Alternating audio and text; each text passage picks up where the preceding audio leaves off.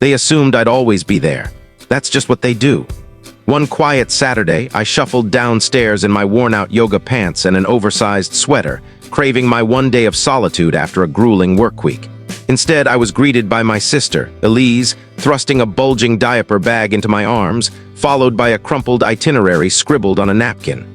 "Hold up," I said, my voice sharper than I intended. "Where are you headed?" "Lunch with the girls," Elise chirped, adjusting her earrings without meeting my eyes.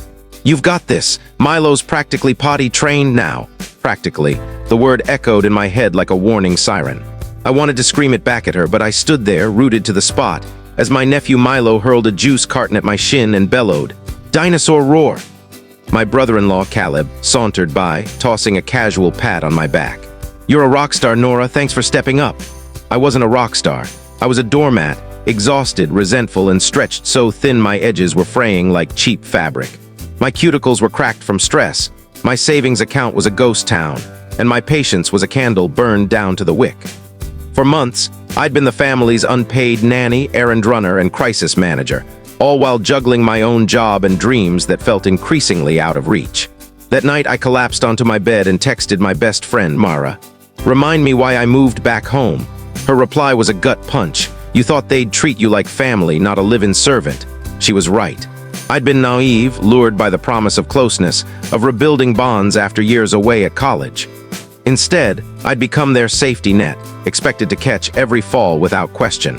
Myra's words lingered, sharp and undeniable, and something inside me, a small, fierce spark, began to flicker awake. A week later, I dragged myself home from a double shift to find Elise lounging in the kitchen, scrolling through her phone while Milo smeared bright blue finger paint across the stainless steel fridge. Not on paper, not on a canvas, on the actual fridge. "Hey," I said, dropping my bag with a thud. "Where's Mom?" Elise didn't even glance up. "Nail appointment," she said, "dinner's in the oven." "Oh, and Caleb needs you to watch Milo tomorrow." I blinked, my brain stuttering. "What?" "Just for a few hours," she said, waving a hand. "We've got a thing." I didn't ask what thing. I'd heard it all before, test driving a sports car they'd never afford, hitting up a trendy bar for bottomless mimosas, or running errands that mysteriously took all day. My jaw clenched, but I swallowed the words I wanted to say. Fighting felt pointless. I told myself it was temporary, that I could handle it.